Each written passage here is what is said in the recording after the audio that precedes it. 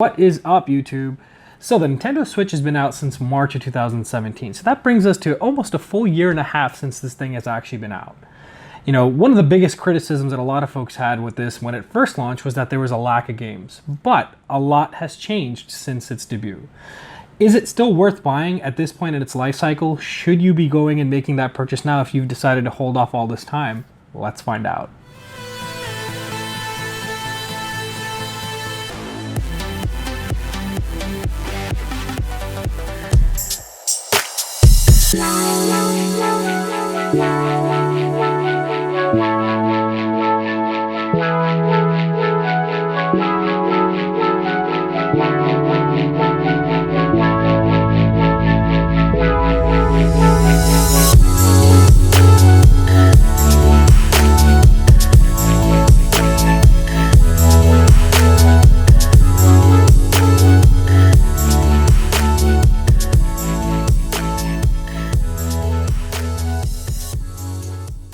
So as I shared, the Nintendo Switch has had over 16 to 17 months since its release.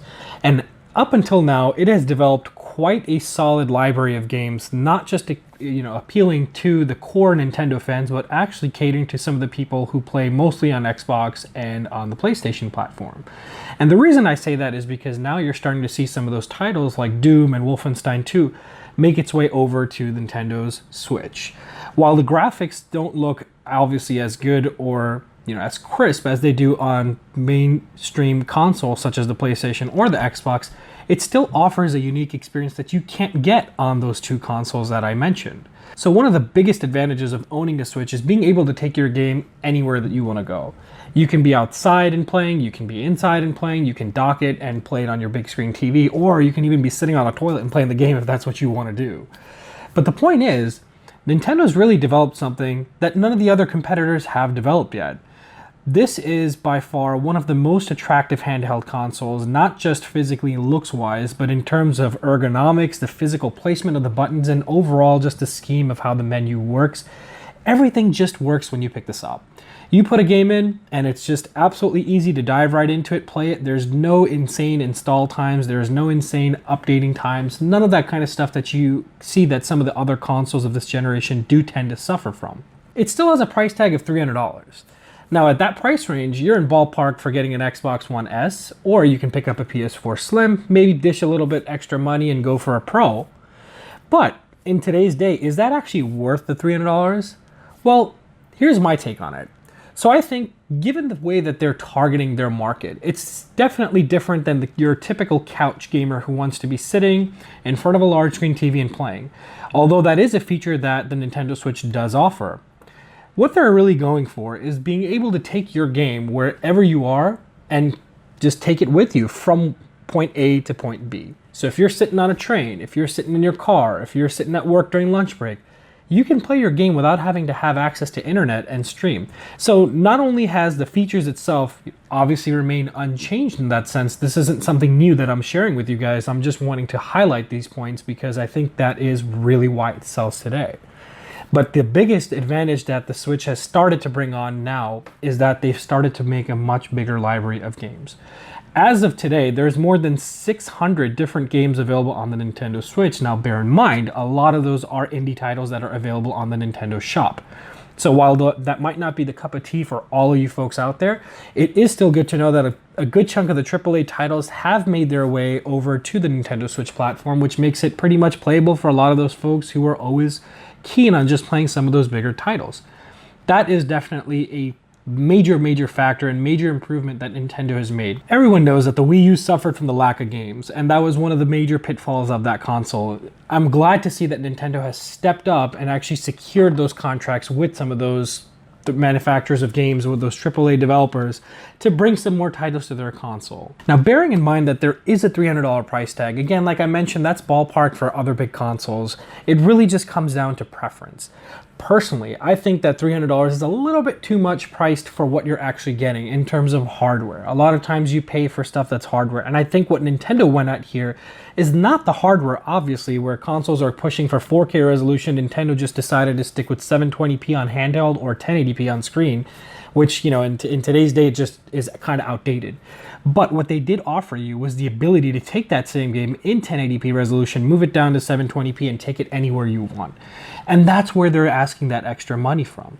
You get the ability to just undock a controller and be able to split into multiplayer mode right off the bat. You and a friend can be sitting at work during your lunch break and you can just go at it head to head. Or if this is something you're looking at for your kid while they're in school or while they're on their break, even when friends come over, it's definitely an appealing factor. There's one less investment that comes with getting this right out of the box. So you don't need to go and invest in a pro controller or a second set of controllers, although I would recommend that you at least do yourself a favor and get some grips for these that make it feel like a traditional controller. Because one of the biggest complaints that I do have with this is for people with big hands like me, this is very tiny and it can get uncomfortable with extended hours of gameplay. Other than that, I would say that the Switch still to date has remained very solid. I find myself spending more and more time with this. I take this with me to work every single day.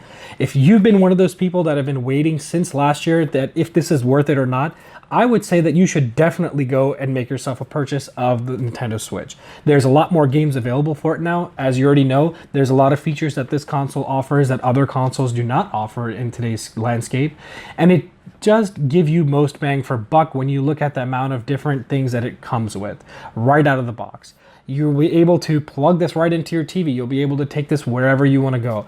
Now, aside from the fact that it's still portable and the fact that the library has actually begun to grow significantly where you can get all those games, there's another thing that I want to share with you guys about the Nintendo Switch that I think really sets it apart from its competition, and I think it's actually a good thing depending on who uses it. So for those of you guys who do not know, a new hack has actually been released for the Nintendo Switch.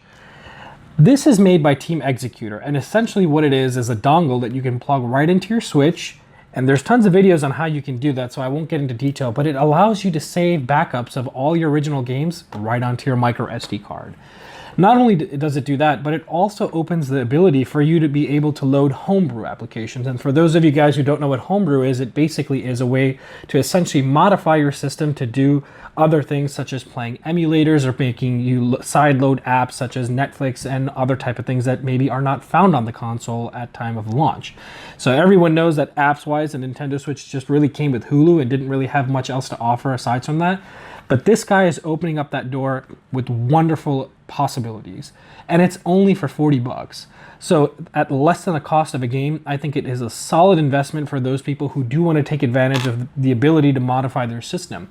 The biggest thing that I like about it is that I don't have to carry around all my games in cartridge form in a carrying case.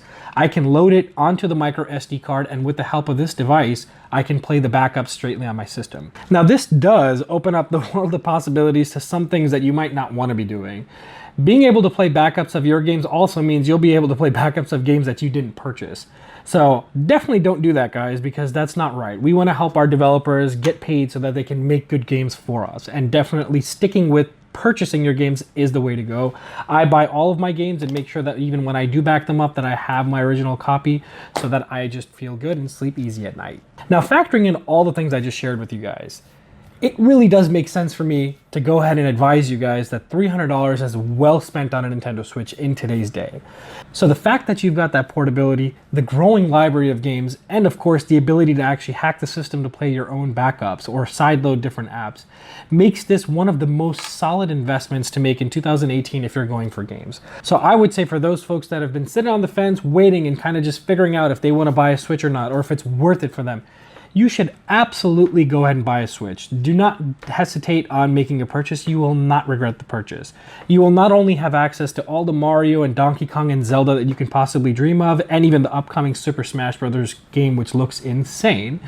You will also have access to some of those bigger AAA titles like the Resident Evil series, like the Doom, like the Wolfensteins, and all those other games if that is something that you like to prefer.